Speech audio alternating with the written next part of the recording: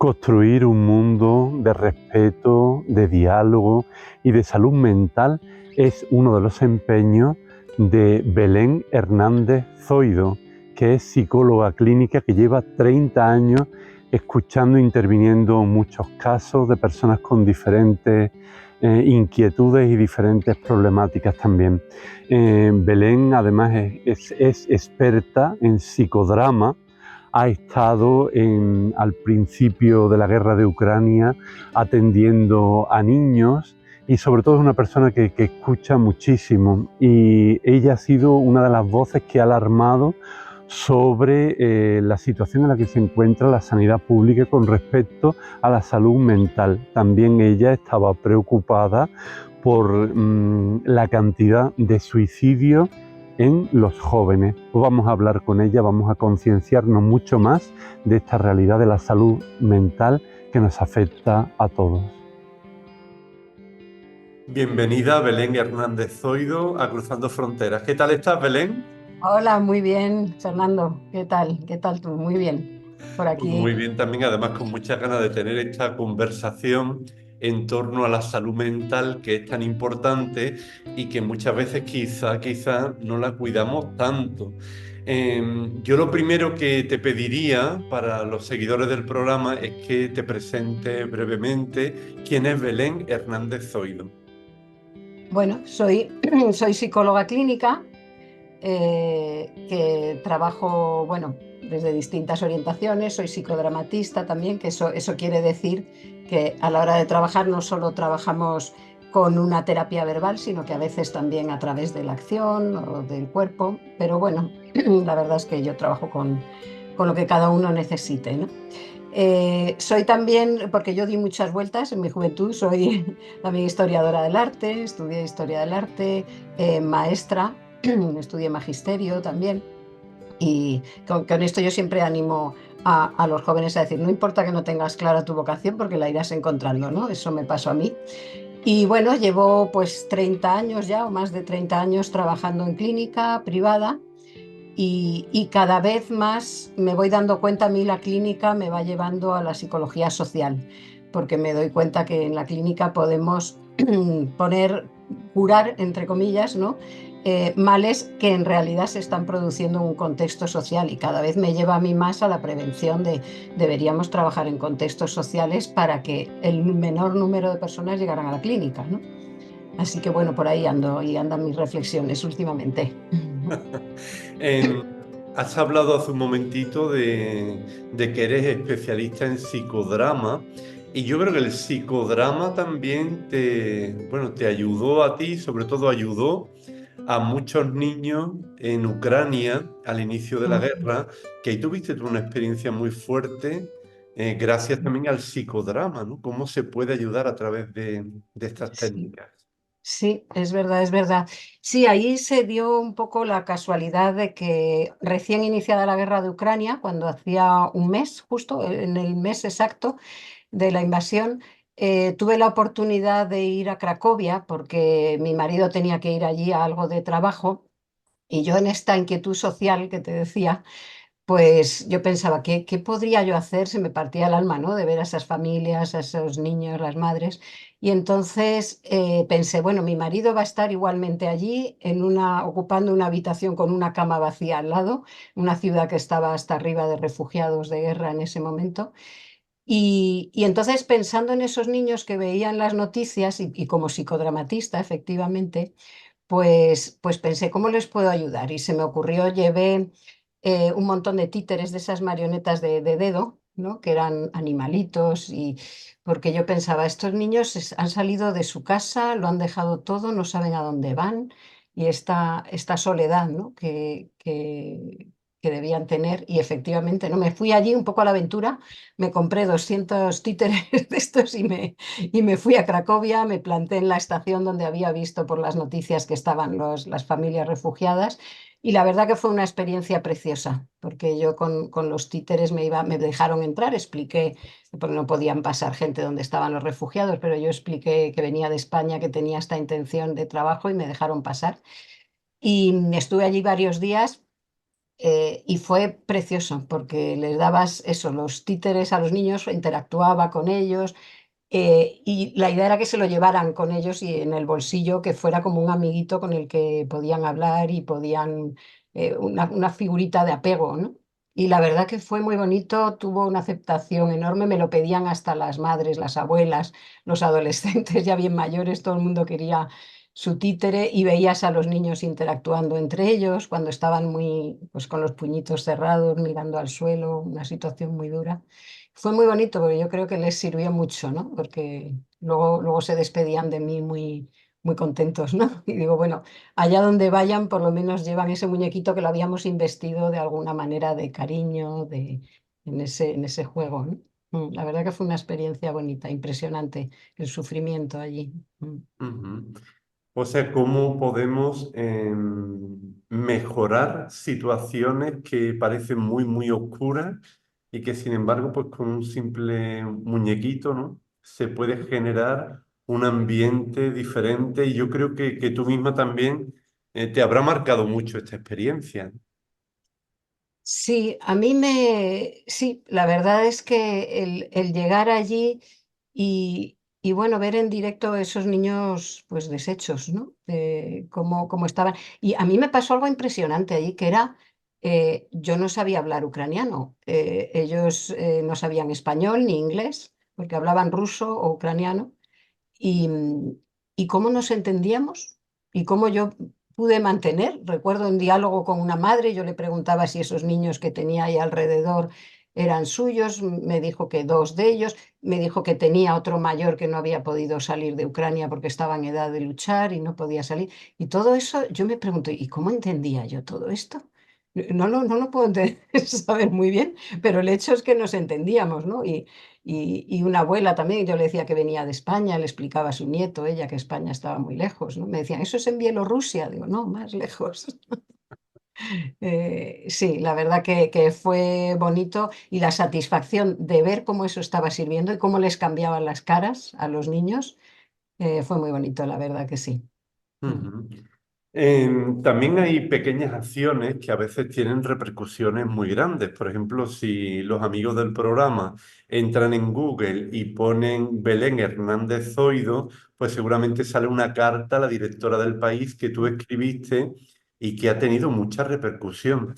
Cuéntanos qué contabas en esa carta y qué es lo que ha ido sucediendo. Sí, bueno, eso fue una carta contando la situación de un paciente mío, ¿no? Que era un chico pues sin recursos económicos, en aquel momento lo estaba pasando muy mal, tenía un altísimo riesgo de suicidio y acudió a un hospital de urgencia y la cosa es que le dieron en aquel momento de emergencia que era necesario, le dieron un antidepresivo, un ansiolítico eh, y le dieron cita para psicología, pero le dieron cita para un año después, para un año después. Entonces yo decía, pero Dios mío, esto es una locura, claro, ese chico necesitaba una atención inmediata, que al final pues yo le ofrecí, obviamente, ¿no? Pero mi carta era un poco una denuncia, decir, vale, a este chico lo estoy viendo yo, pero la cantidad de personas que están en esta situación, ¿no? Porque ahora mismo, el otro día miraba unos datos que decían un 60, aproximadamente un 59,7 era el dato de jóvenes declaran que han tenido problemas de salud mental en los últimos 12 meses y un 40% de ellos no pueden recibir ayuda por problemas económicos. 40%. Y entonces Altísimo. están solos, claro. Entonces, bueno, lo que yo hice era denunciar esta situación de cara, bueno, a los políticos que pudieran hacer algo y es verdad que tuvo mucha repercusión. Para mi sorpresa, la carta llegó al Congreso de los Diputados, ¿no? La mencionó Íñigo Rejón, respondió el presidente del Gobierno y me consta que este año en el Ministerio de Sanidad están dando prioridad absoluta a toda la inversión en salud mental. No, no por esta carta, obviamente. Esto fue como una gota, o sea, hay mucha gente que ya llevaba hablando de esto, pero a veces no sabes por qué tocas la tecla, ¿no? Y por eso a mí me parece muy importante la acción, el que pasemos a la acción cada uno con lo que pueda hacer, ¿no? Porque digo, vale, yo me senté y escribí esta carta en un cuarto de hora, podría no haberlo hecho, ¿no? Y, y de otra manera habría llegado quizá en otro momento, ¿no? Pero a mí me parece muy importante lo que todos y cada uno podemos hacer, ¿no? Por la salud mental, porque es verdad que la política va despacio, o sea, por muy buena intención que tengan, y hay un programa, hay una estrategia nacional de salud mental que está muy bien hecha, contando con familiares, con enfermos, con todo tipo de profesionales, pero ahora falta implementarla y falta meter dinero ahí.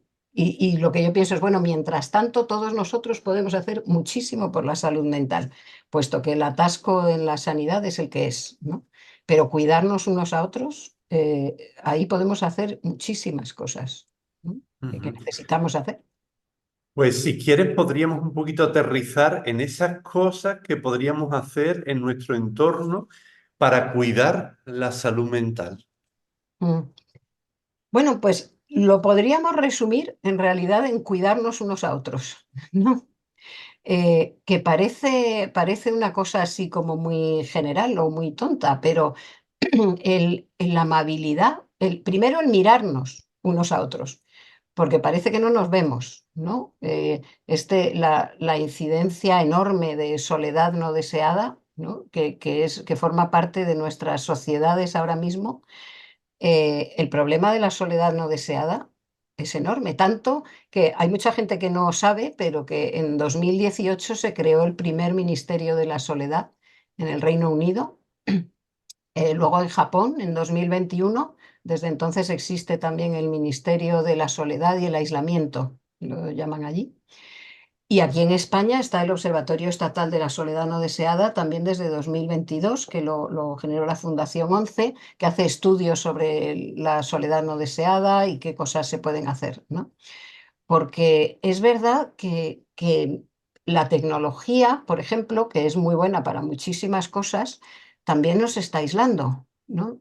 Nos está llevando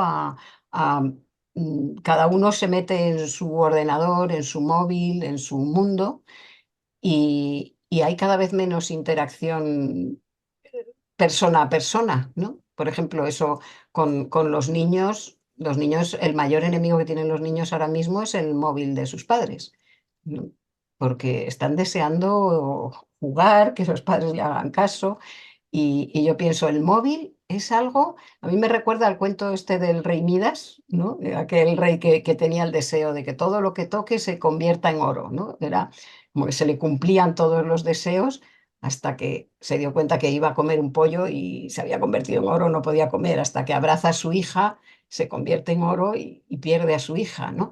Pues yo pienso, a veces me acuerdo de eso porque digo, el móvil tenemos ahí todo lo que podamos desear. Cualquier tema que te interese, lo consultas, lo miras y llega un momento en que nos puede estar interesando más leer o ver un vídeo de cualquier cosa que es justo nuestro interés concreto, porque ya puedes tener el interés más extraño del mundo, que siempre va a haber un montón de cosas en tu móvil sobre ese tema, ¿no? Y eso hace que muchas veces nos interese más eso que interactuar con nuestros hijos, que interactuar con nuestras parejas. Entonces, hay que hacer un esfuerzo por ponerle un límite, por ejemplo, a eso, ¿no?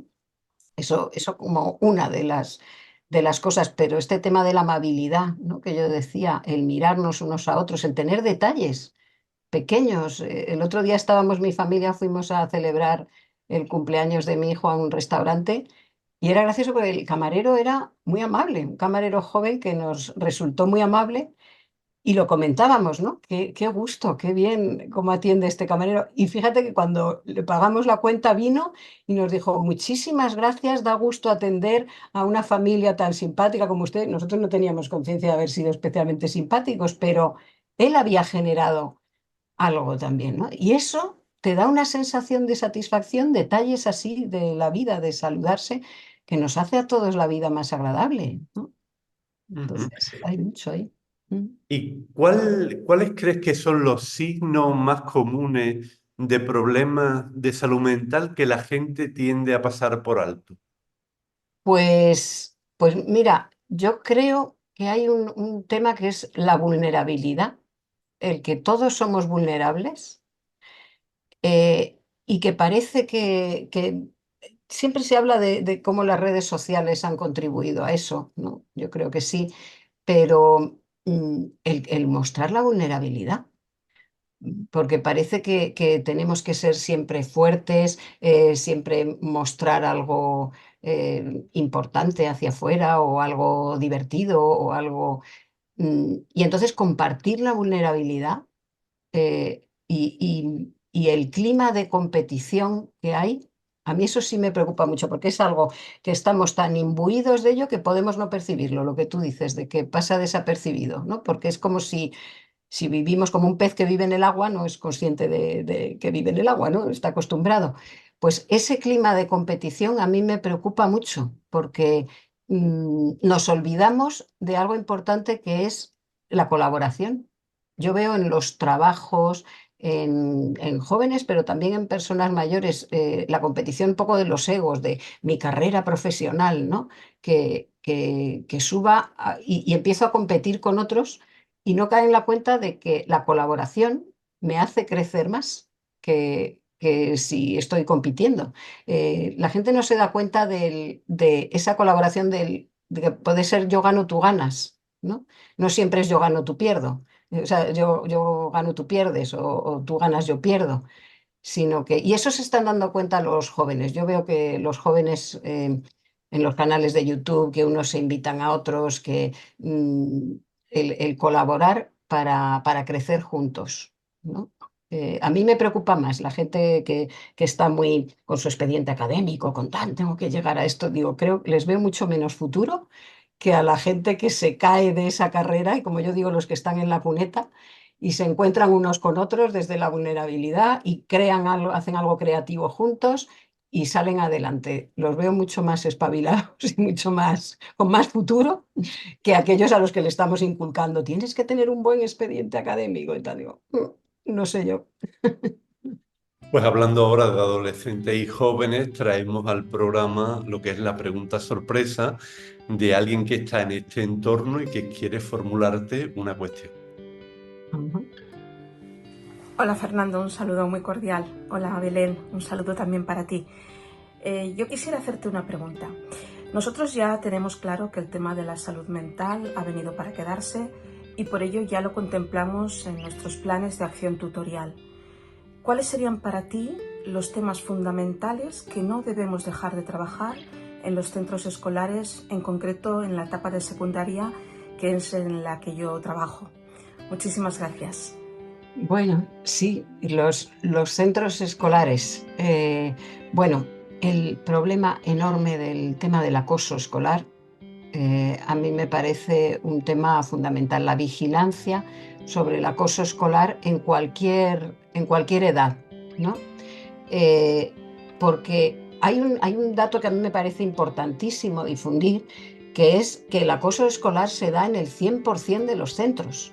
En las investigaciones que hay, se ve que en el 100% de los centros escolares hay acoso. Porque no depende del modelo educativo, no depende de la ideología o los valores del centro. Eso tiene que ver también, los niños que acosan son niños que sufren de sus situaciones familiares, de tal. Entonces, a mí lo que yo veo es que si hay colegios o muchos colegios que intentan como, o que tienen miedo de que se levante un caso de acoso escolar y que salga en los medios y que tal. Dice, pero si es que lo hay en todos los centros. A mí, o sea, sería tan increíble. Yo muchas veces lo pienso, ¿no? El decir que hay un centro donde no hay acoso escolar sería tan increíble como si dijéramos, a ver, en este centro no hay ningunos hijos de padres divorciados. Todo el mundo diría, uy, qué raro, ¿no? Alguno habrá. Pues lo mismo pasa con el acoso escolar. Entonces, la vigilancia sobre todo a las personas que se ven que son más vulnerables, que tiene que ver con discapacidades, con diferencia, con la diversidad de etnias, de orientación sexual, de discapacidades, el diferente, ¿no? Es más vulnerable a esto. Entonces, a mí me preocupa muchísimo porque vemos muchos casos y con esta visión social que te decía, me preocupan las víctimas, a las que atiendo desgraciadamente con frecuencia, pero me preocupan también los acosadores, porque los centros escolares muchas veces no abren protocolos. El protocolo, las comunidades autónomas tienen unos protocolos de acoso escolar que yo pediría por favor a los centros que cuando un niño se queja de que sea en su casa, sea en el colegio, de que está recibiendo un maltrato, hay que escucharle siempre, porque los niños no se lo inventan. Y hay que protegerle siempre. Y la protección consiste en informar a todos los trabajadores del centro, sean de mantenimiento del comedor, de tal, para que ese niño sepa que si va a recibir un ataque, a cualquier adulto se puede dirigir y le va a proteger y está seguro.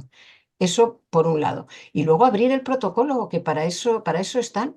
Hay centros que se resisten a abrir los protocolos de acoso escolar cuando lo habitual es que tendría que haber siempre en los centros públicos, por ejemplo, que las cosas funcionan en este sentido, está más automatizado porque no pueden no abrir un protocolo, ¿no? Se les cae el pelo como funcionarios a los profesores, al equipo directivo. Entonces siempre tienen, en un colegio grande, pues hay 10, 15 protocolos abiertos. Y luego yo a veces veo colegios privados concertados que lo ven como algo excepcional, abrir un protocolo. Dice, pero si tienes un caso de acoso, el protocolo está para proteger a todos, ¿no? Proteger a los niños, proteger a los niños que acosan, que son niños que sufren. A mí me preocupa mucho el que cuando yo recibo alguna víctima de acoso, que a veces se ha prolongado por no abrir un protocolo a tiempo, digo, bueno, ¿y el acosador? Y entonces a veces lo expulsan de un colegio a otro y va y maltrata en otro colegio y otro, y se va creando también una identidad de malo y que dices, pero a veces son niños de 6 y 7 años. Y dices, pero bueno, algún colegio tiene que quedarse con este niño y decir, o decirle a la familia, solo lo admitimos si este niño acude a terapia porque tiene una dificultad y hay que trabajar con ellos. Y a veces se deja que lleguen a la mayoría de edad, con lo cual tienen responsabilidad penal porque es un delito el acoso, ¿no? Entonces, estar muy atentos de verdad a eso. En los centros escolares a mí me preocupa muchísimo porque hay secuelas muy graves de acoso. Y aclarar una cosa, el acoso es la conducta de acoso, el atacar a otra persona, independientemente de las secuelas que eso tenga o no tenga en la víctima. Porque a veces, si la víctima, por lo que sea, es más resiliente y no presenta un trastorno grave, parece que el acoso no existe. El acoso es la conducta del acosador. Y si el otro no presenta síntomas, pues esa suerte que tiene, pero lo que hay que frenar son las conductas, ¿no? Pues agradecemos mucho a Carolina Ramírez del Colegio Padre Damián de Barcelona su pregunta y su presencia nuevamente en el programa. Y siguiendo en esta conversación, ¿cómo crees tú que podría contribuir la psicología a la prevención de trastornos mentales? Pues mira, ahora mismo pasa por el contacto social, ¿no? Por el encontrarnos personas, o sea, el comunicarnos entre nosotros, el escuchar al otro, el mirarlo, el preocuparnos por qué le pasa al otro, ¿no? Y el encontrarnos en la diversidad también, ¿no? Yo pienso, por ejemplo, el que existan puntos de encuentro entre personas de distintas edades. Ahora mismo yo lo proponía a la parroquia Vuestra de Sagrados Corazones de aquí, de mi barrio, la parroquia de San Víctor en Madrid, el hecho de que allí hay personas de distintas, desde niños hasta personas adultas. Por ejemplo, las parroquias yo creo que son unos espacios en los barrios donde hay la posibilidad de crear. Yo les proponía, bueno, ¿por qué no? Además con gran entusiasmo, ¿no? Porque me llamaron para hacer una charla en la semana parroquial sobre salud mental. Y yo decía, ¿por qué no puede haber aquí, por ejemplo, un viernes al mes donde se sabe que a tal hora, el último viernes de mes, vienen y se juntan jóvenes con mayores, con niños, para hablar simplemente de qué me pasa este mes, cómo estoy unos con otros? Yo digo, por ejemplo, la dificultad que tienen las personas mayores con la tecnología, que siempre es, ay, no sé qué me ha pasado aquí en el móvil, que se me ha borrado y no sé qué. Pues tú tienes ahí unos chicos jóvenes que te dicen, no, mira, esto se hace de esta manera, ¿no? Porque tendemos en esta sociedad como a la individualidad de decir, bueno, pues que se cree en el centro cultural del barrio un curso sobre cómo manejar el móvil para mayores. Bueno, vale, eso está muy bien y se está haciendo, digo, pero si es que tenemos un montón de jóvenes en el barrio que se lo pueden explicar, ¿no? El comunicarnos, o sea, eso previene, lo que tú me decías, previene los trastornos de salud mental. Y luego, bueno, cuando hablamos de enfermedad mental, una cosa que no puedo dejar de decir es el desconocimiento tan grande que hay sobre la enfermedad mental y los trastornos graves como pueden ser la esquizofrenia, la bipolaridad o trastornos psicóticos. Hay un desconocimiento tan grande a nivel general que la gente se asusta de algo que no debería asustarse. Y hoy en día es importante que la gente sepa que hoy en día las personas con un trastorno mental grave, las medicaciones han avanzado tanto en las últimas décadas que pueden hacer una vida completamente normal si están bien seguidos y bien vigilados, ¿no? por sus terapeutas, su psiquiatra. Y sin embargo, lo que yo veo que, pero sin duda, que más hace sufrir a las personas con enfermedad mental no es su enfermedad mental hoy en día, es el estigma social. El que una persona diga que tiene una esquizofrenia y la gente se asusta como si eso fuera algún peligro, ¿no? O lo asocian como si hubiera eso un riesgo de violencia cuando las personas con esquizofrenia concretamente tienen un índice de agresividad mucho más bajo que la población media. Pero es todo, hay ahí como un halo de algo, o parece que una persona con esquizofrenia no podría trabajar o no puede tener sus amigos, hacer una vida normal y los estamos aislando de la manera más injusta posible. Entonces, ¿cómo prevenir también?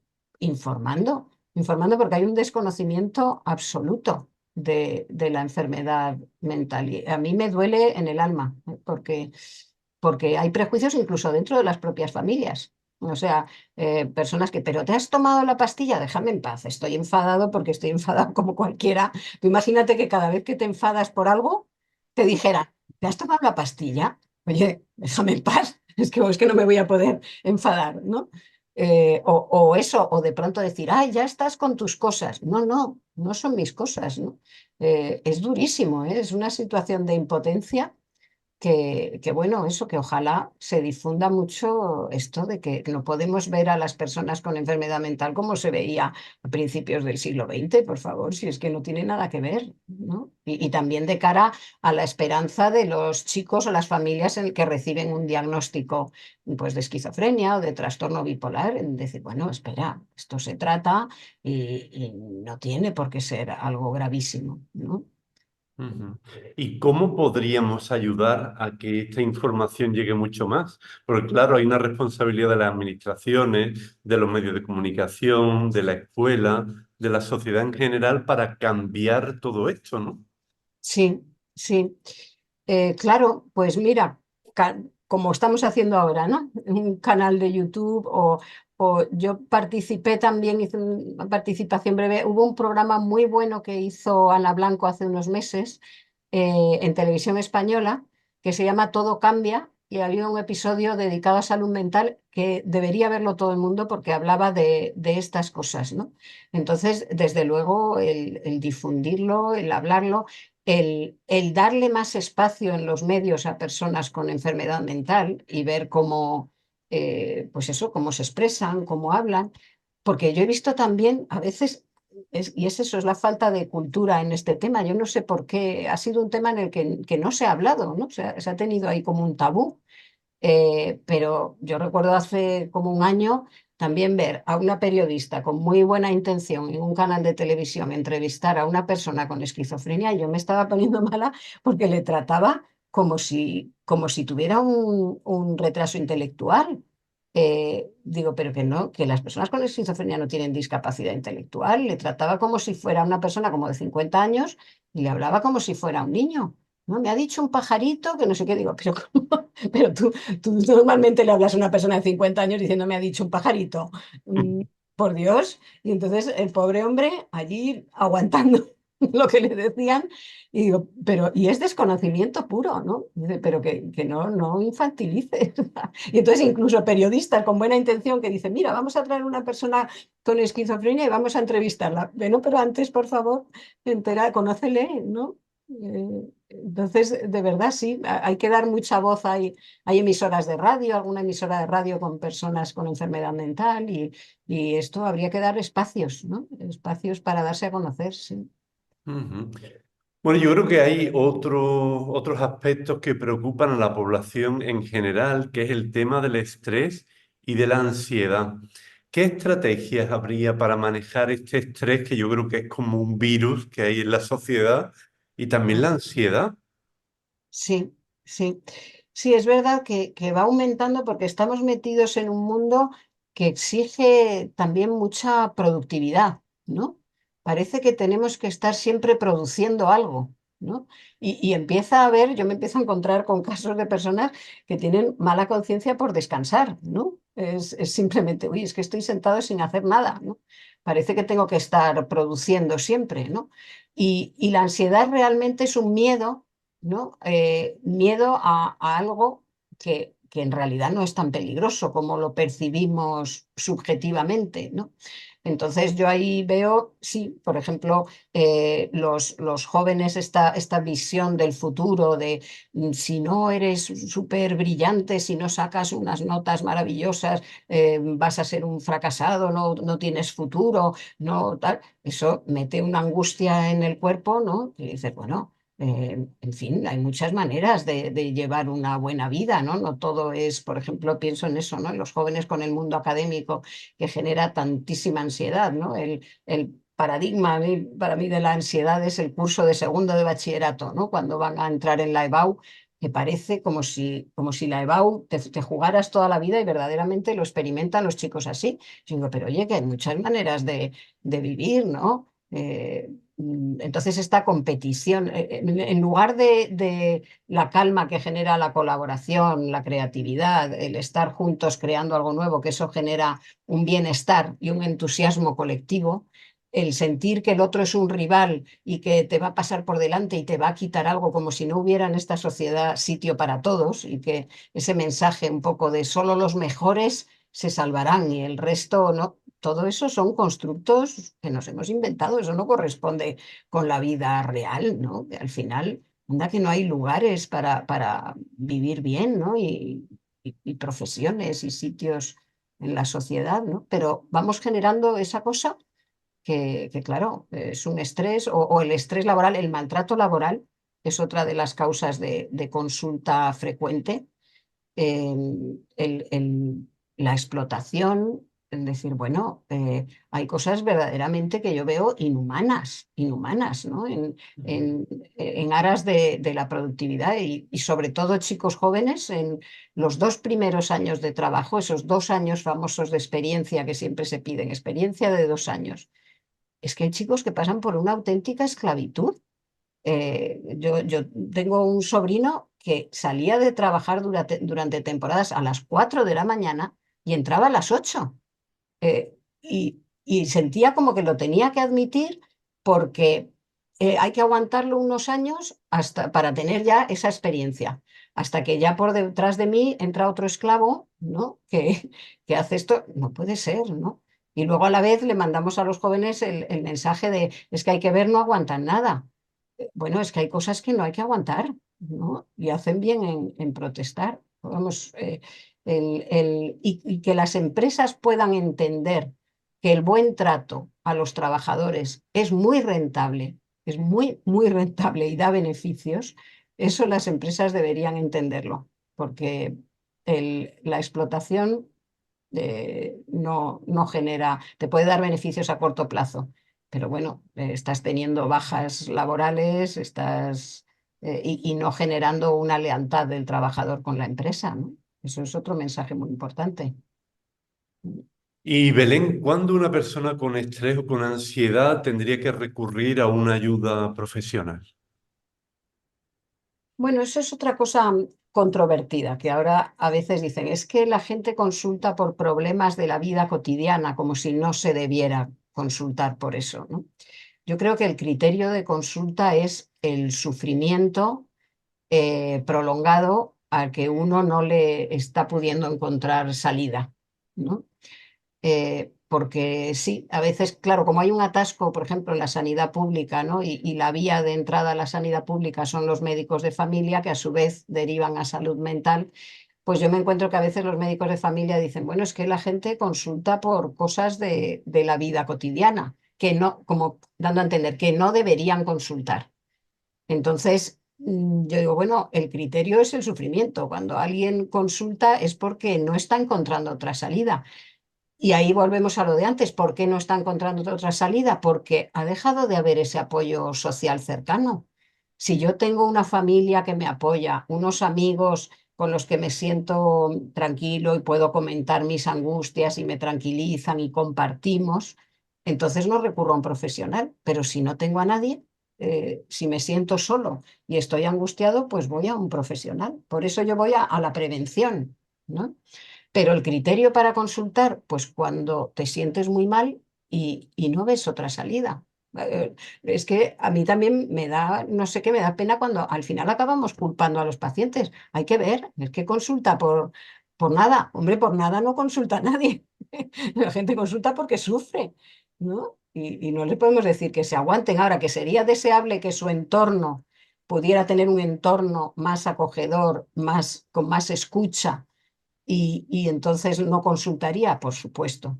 Pero lo que no podemos decir es, mire, usted váyase, no le voy a atender porque su sufrimiento es una tontería. No, es que nunca el sufrimiento es una tontería, ¿no? Hablabas hace un momentito del uso del móvil en el entorno familiar y cómo eso nos ayuda precisamente a los niños. Pero ¿qué consejos nos darías a todos en general para tener una buena salud mental en esta era digital en la que nos encontramos? Mm. Sí, pues momentos de apagar el móvil, por ejemplo, ¿no? Que los momentos es, por ejemplo, las comidas familiares, que cada vez hay menos comidas familiares, porque incluso ya muchas familias se come cada uno delante de su ordenador o de su móvil, sino tener momentos de encuentro con los móviles apagados o fuera de la habitación, directamente fuera, ¿no? Y comer juntos y compartir esos momentos. Desde luego, los momentos de recoger a los niños del colegio es otro momento en el que tendrían que estar los móviles apagados por lo menos durante 20 minutos, media hora. Porque cuando uno recoge a los niños en el colegio es el momento en el que están más dispuestos a contar lo que les ha pasado, cómo ha ido. Y si la madre o el padre están hablando tal, tirando de la cartera, venga, vamos, que no sé qué tal. Los niños siempre quieren contar, pero hay un momento en que si no se les escucha, dejan de contar, ¿no? Y empiezan a sufrir en soledad. Entonces, esos momentos de encuentro sin tecnología, porque es que hay algo contradictorio que yo veo, que es la tecnología, por un lado, nos da todo lo que queremos en el momento, ¿no? Entonces, nuestro cerebro se va acomodando, se va haciendo también más cómodo, resiste menos el aguantarse. O sea, yo me veo muchísimas veces en terapia, pero es constante el decir, tenemos que entrenar el aguantarnos, tenemos que entrenar la frustración, porque por un lado la frustración es muy necesaria saber vivirla para la vida que llevamos y que vamos a llevar. Por ejemplo, con el tema de cambio climático, de todo esto, hay muchas cosas que tenemos que restringir y entonces nos exige que seamos capaces de frustrarnos y de aguantarnos. Y por otro lado, porque tengo que renunciar a la comodidad en aras de cuidar el planeta. Hay cosas que son muy cómodas, pero me estoy cargando el planeta. Entonces, por un lado, necesitamos eso para nuestro futuro. Y por otro lado, la tecnología nos lo da todo facilísimo y tenemos desentrenado absolutamente el cerebro al aguantarnos, ¿no? Muchas veces yo hablo con alguien y me dice, bueno, es que cualquier cosa que hablemos, es que eso no es fácil. Y yo digo, bueno, ¿y por qué habría de serlo? Con que sea posible es suficiente. Pero es que ya una cosa que no es fácil, equiparamos a como si fuera imposible. No, no, no. Ujú. Hay que trabajárselo. Entonces, tenemos que entrenar contra a lo que nos lleva la tecnología, el aguantarnos. Podría, se me acaba el bolígrafo y puedo por Amazon, por no sé qué, pedir un bolígrafo y me lo traen una hora después. Pero no, tengo que levantarme, ir a la papelería, mm, incomodarme. O sea, tenemos que, es que es una cosa muy contradictoria, porque dice, ¿cómo me voy a forzar a incomodarme? Bueno, porque mi cerebro lo necesita, porque luego me van a venir situaciones frustrantes en la vida y si mi cerebro no tiene ningún entrenamiento en incomodarse, lo voy a pasar muy mal y voy a sufrir. Y mucho del sufrimiento es porque no sabemos frustrarnos, porque tenemos la vida demasiado cómoda. Y, y es un poco absurdo, dices, pudiendo hacerlo cómodo, ¿por qué me voy a incomodar? Porque cuando te vengan mal dadas vas a tener más resistencia si has sabido incomodarte, ¿no? Mm. Entonces, es un poco artificial, pero nuestro cerebro lo necesita. Ya en el tramo final del programa has ido, claro, apuntando muchos aspectos para el cuidado de nuestra salud mental, pero así, a grosso modo, ¿qué invitarías tú a que cuidemos cada uno en nuestro ámbito personal, familiar, laboral, para que esa salud mental sea una buena salud? Mm. Pues yo diría, por ejemplo, coger la costumbre de preguntarnos unos a otros, ¿qué tal estás? ¿Cómo estás hoy? Recordar lo que el otro nos cuenta, porque también el cerebro se ha ido entrenando, parece que lo que las personas nos cuentan lo vemos como vídeos de Instagram que uno va pasando, ¿no? Como los reels, estos. Sino decir, oye, ¿qué tal estás? Y a lo mejor me dice, pues mira, mi suegra está enferma y tal. Pues al día siguiente decir, oye, ¿tu suegra cómo va? No olvidarlo, ¿no? Estar presentes, en realidad es estar presente en la vida del otro y que nos importe lo que al otro le pasa, porque se va todo como banalizando, ¿no? Y muchísimas personas lo que echan de menos es, bueno, que alguien me pregunte, ¿no? ¿Qué me pasa? Eh, por cómo me siento. Y que si le he contado algo importante, alguien se acuerde y me vuelva a decir, oye, lo que me dijiste la semana pasada, ¿cómo va? Porque se nos olvida. Es que estar presente para el otro, escuchar, mirar, estar atentos, ir en el metro y ver al otro. Me pasó una cosa muy impresionante hace unos años en el metro que yo iba comiendo un bocadillo y gracias a que iba comiendo un bocadillo no tenía el móvil en la mano como el resto de pasajeros. Y me pareció ver que había una mujer llorando en el vagón. Tenía sentada, y el vagón iba lleno, tenía personas sentadas a su lado, y yo lo miraba de lejos y digo, esa mujer va llorando, de verdad. Eh, y bueno, en un momento una de las personas que iba a su lado se bajó y yo me acerqué con cierta, me daba un poco de vergüenza acercarme y tal, pero efectivamente comprobé que iba llorando y le digo, perdone, ¿le puedo ayudar en algo? Y me dice, estoy pasando el peor momento de mi vida. Me han llamado al trabajo diciendo que mi madre se acaba de morir y yo no le dije nunca que la quería. Eso fue lo que me dijo esta mujer. A una persona como era yo, completamente desconocida, pero que le pregunté y me dijo eso. Que yo nunca le dije a mi madre que la quería y ahora se ha muerto. Bueno, yo la abracé, estuvimos camino, yo, bueno, diciéndole que seguro que su madre quería, sabía que la quería, aunque no lo hubiera dicho. Bueno, no sé, lo que a mí me salió humanamente, ¿no? Pero sería un poco eso, ¿no? El mirarnos, el decir, el animarnos a preguntar, ¿cómo estás? ¿No? Porque yo pienso, si ese grado de intimidad, a mí me impactó mucho, que ese grado de intimidad se diera entre dos personas desconocidas así, en 2 segundos, ¿no? Y cómo esa persona podía ir, qué soledad, ¿no? Acompañado en un vagón de metro pasando el peor momento de tu vida y que nadie te abrace. Eh, Tremendo, ¿no? Entonces, mirarnos, estar atentos. Ujú. Realmente es muy frustrante cuando en un entorno comunitario, familiar o de amistad te encuentras con alguien que solo habla de sí mismo y que no te pregunta nada, ni de tu vida, ni de lo que hace. A esas Ah, personas que son así, ¿cómo se les puede ayudar de una manera educada a que cambien un poco el chip y pregunten también por el otro? ¿Cómo se puede hacer eso en un ámbito cotidiano? Porque hay sí, gente que nunca pregunta por los demás, sino que son solo ellos, ¿no? sí, es verdad.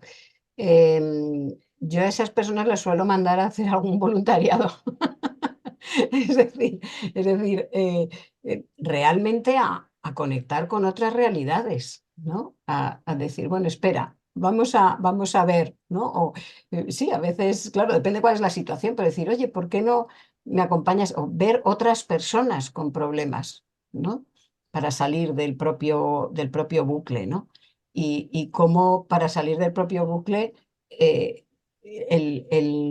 ver a otros sufriendo, ¿no? Otras situaciones, te saca de ahí, ¿no? Pero, y a veces, pues directamente, oye, no me has preguntado cómo estoy yo, ¿no? Eh, pero sí, entrar en contacto con otras realidades, porque a veces es como un bucle y parece que solo importa mis problemas, ¿no? Supongo que te refieres a personas que a lo mejor hablan de sus problemas y porque fíjate lo que me pasa, Y ¿no? bueno, hay personas que hablan de sus problemas y otros que hablan de sí mismos en general, ¿no? Que siempre Sí, es bueno esa interactuación con el otro sí, y sí. preguntar por el otro, ¿no? Sí, claro, Que- es que ahí está el tema de los egos, ¿no? A mí eso, yo no sé por qué me lo encuentro mucho en determinados sectores profesionales, en el mundo académico de las universidades o a veces esto, a mí me impresiona a veces cuando voy a una conferencia, a una charla en algún sitio y a veces que presenta al conferenciante habla más de sí mismo que del conferenciante o las personas que después hablan empiezan porque yo también investigué en el año tal, pero bueno, vamos a ver, digo, sí. Es como el yo, pero eso forma parte, yo creo, de esta rivalidad, de esta competición, de este estar centrado en el ego, ¿no? En la individualidad. Y yo afortunadamente veo a los jóvenes en otra historia, ¿eh? Con esto, el compartir más, el hacer cosas colectivas, el apoyarse unos a otros. Yo creo que ahí viene una generación con otras cosas, ¿no? El trabajo en equipo, esas cosas, ¿no? Pero sí, es que además yo creo que eso no tiene ningún futuro, ¿no? La gente que piensa en sí misma, en sí misma. Mira, ahí me encanta un cuento que no sé si conoces, que yo escuché una vez, que era esto de San Pedro lleva a alguien a conocer el infierno y el cielo, ¿no? Le está enseñando, y entonces le enseña el infierno y ve que el infierno consiste en que hay unos platos con mucha comida pero hay unas cucharas muy largas, muy largas, muy largas y están todos sufriendo porque no pueden comer del plato porque la cuchara es tan larga que no llego, no me llega la mano a la boca, tal. Y entonces dice, uff, verdaderamente esto es el infierno, tener la comida delante y no poderla comer, ¿no? Luego pasa a enseñarle el cielo y cuando le enseña el cielo dice, bueno, pero esto es lo mismo, aquí hay lo mismo, la comida y las cucharas largas con las que no se puede comer. ¿Cuál es la diferencia? Que en el cielo cada uno está dando de comer al de enfrente, ¿no? Entonces dices, las circunstancias son las mismas para todos, ¿no? Depende de lo que tú hagas, que tu vida se convierta en un infierno o se convierta en el cielo, ¿no? Esto de mirar al otro, y si yo le doy al otro, el otro me da a mí, y todos salimos ganando, ¿no? Si yo estoy pendiente de yo tengo que comer con esta cuchara larga, estás sufriendo, ¿no? No vas a ningún lado. Mm. Y ya para ir terminando, Belén, ¿nos has recomendado algún programa de televisión? ¿Nos recomendarías también algunas lecturas en torno al cuidado de la salud mental? Bueno, aunque no sean específicas, pero hay veces que hay lecturas que nos pueden ayudar también. Eh, claro, no sé, no sabría yo ahora, porque hay todos estos famosos, ¿no? Los libros de autoayuda que a lo mejor te inspiran algo, pero nunca están dirigidos enteramente a ti, ¿no? Claro, es que sería más bien por temas, ¿no? No sé, así una lectura general habría que precisar, no se me ocurre ahora mismo, ¿no? El recomendarte. Pero hay un autor inglés que tiene este libro que es El elemento, buscando tu elemento. Él habla de cómo cada uno tenemos algo que nos hace sentir bien, que es como para lo que estamos hechos, para lo que hemos nacido, lo que se nos da bien y hacemos bien. Y entonces el tratar de conectar con eso que nos hace felices, ¿no? Que si cada uno se dedica a lo que mejor hace y a lo que le gusta hacer, va a ser muy bueno en eso, ¿no? Porque le estás dedicando horas porque disfrutas y si le dedicas horas al final eres bueno y bueno, es como una especie de garantía de, de felicidad, ¿no? Mm. Pero bueno, es que, claro, lecturas así generales me resulta difícil, ¿no? Mm.